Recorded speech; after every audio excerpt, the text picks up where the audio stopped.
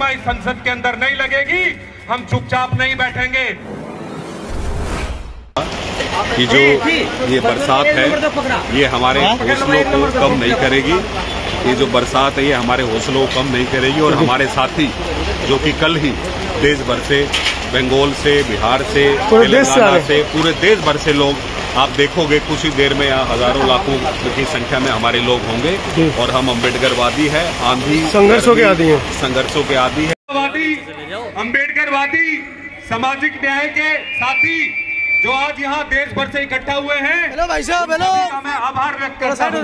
साथियों, आप लोगों को विषय की जानकारी है कि किस तरीके से जब लोकसभा का चुनाव चल रहा था तो बाबा साहब अम्बेडकर की जो प्रतिमा हमारे महापुरुषों ने सालों के संघर्ष के बाद संसद के अंदर लगाई थी, उसको वहां से हटा दिया गया है।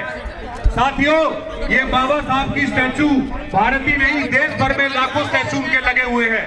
बात स्टैचू की नहीं है साथियों, बात है बाबा साहब के विचार को वहां से हटाने की। अरे बाबा साहब ने इस देश का संविधान लिखा, बाबा साहब के विचारों से ये देश आगे बढ़ रहा है, तो कैसे इस संसद से बाबा साहब के विचारों को हटाया जा सकता है?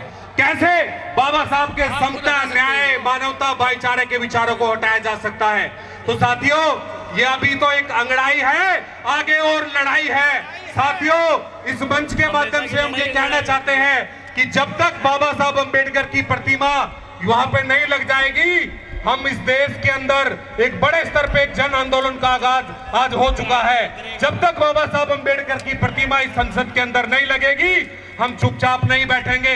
साथियों, ये एक आगाज है, ये बाबा साहब के विचारों को लेके जाने का समय आ गया है। साथियों, आज हमें लड़ना है, आज हमें बाबा साहब ने ये पुकार दी है कि आओ और सामाजिक न्याय के लिए लड़ो।